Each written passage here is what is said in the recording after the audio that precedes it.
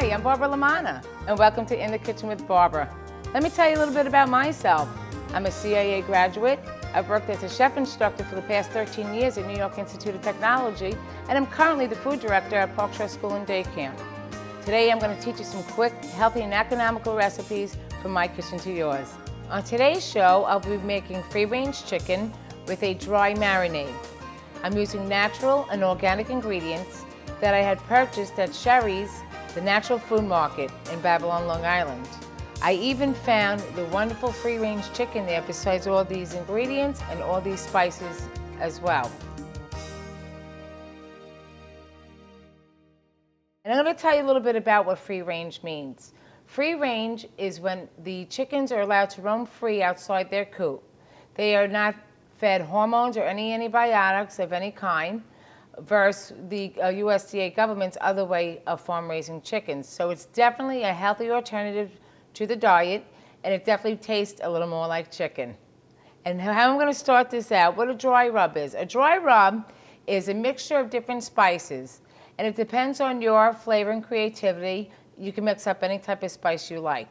Now, I like a little bit bolder spices, so I'm going to start off using a tablespoon of garlic powder. I have a tablespoon of onion powder.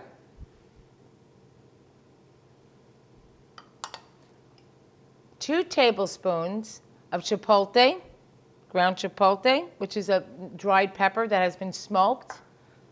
I have 1 tablespoon of Cajun spices. So you can see where this is going. It's going to be a little bit spicy, but not overly done where you can't taste the different flavors that are going on here with the chicken. This also goes well with beef. It's not just, and pork. It's not just for chicken. And I got my favorite ingredient. This is a smoked paprika. You can just smell the smoke from that. It's taking standard paprika and do the process of smoking. And it really just gives you that natural smoky flavor that you're looking for in a dry rub. I'm going to add my salt to this, and I'm also going to salt it a little bit later on before it goes on the grill as well, just a little bit of salt, and then black pepper. Now, because the other spices are strong, I'm just going to use about a half a teaspoon of black pepper.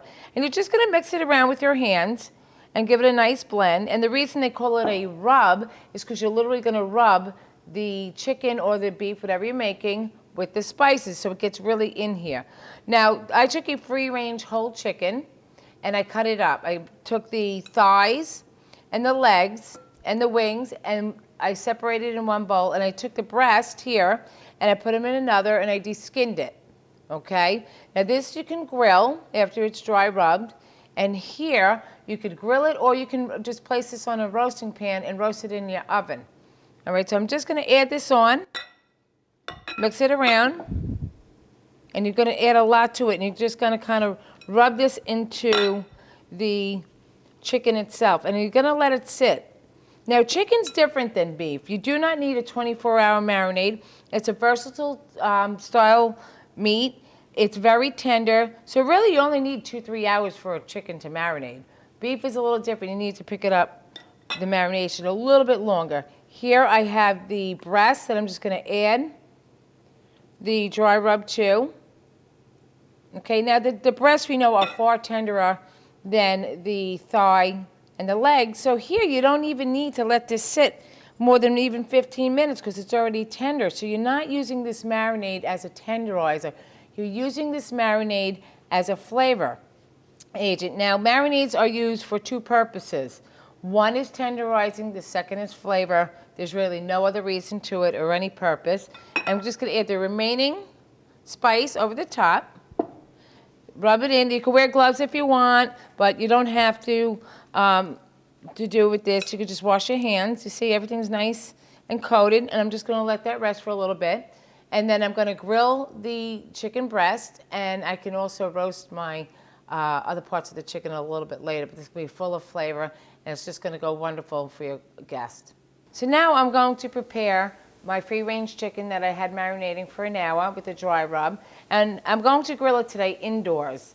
Some people don't have an outside barbecue, so it does give you another alternative to how you're going to cook this. So I'm going to add my salt to the chicken now because I did not season it and let it sit in there, because I told you earlier that salt is a retarder, meaning it draws out the moisture in meat. So I'm placing it right on those hot grill pan.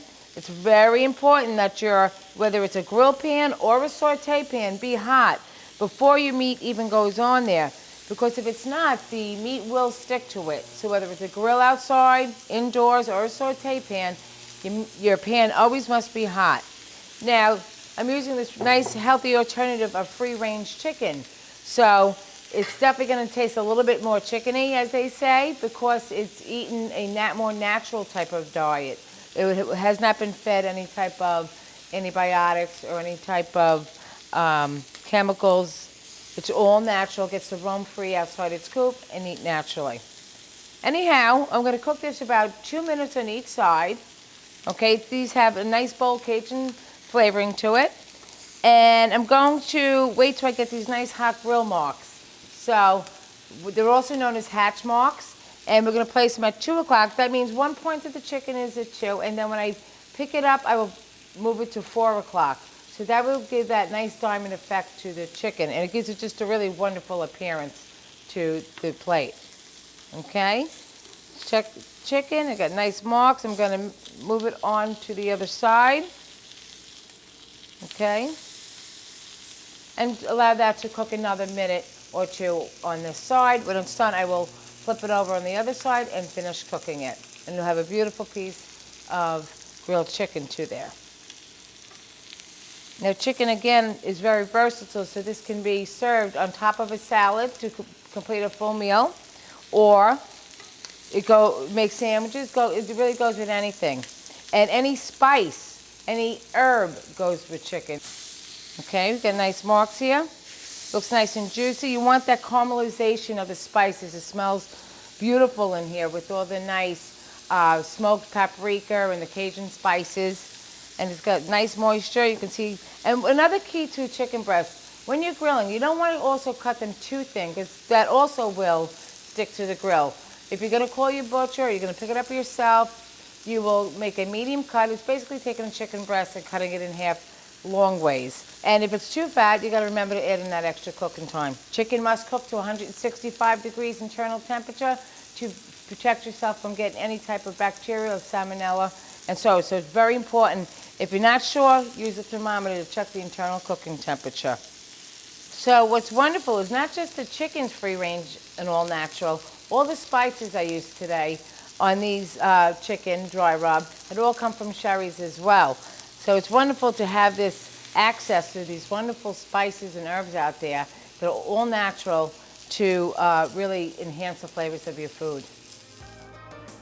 So here we have my marinated free-range chicken that I had served with a corn, cucumber, and bean salsa, and it really complements each other, makes a well-balanced meal. I hope you enjoy it. I want to thank Park Shore for allowing me to come into your kitchen. And remember, for a healthy lifestyle and way of living, always try to choose natural, healthy, and organic ingredients, as I did for today at Sherry's, the Natural Food Market in Babylon, Long Island. Ciao, Bella.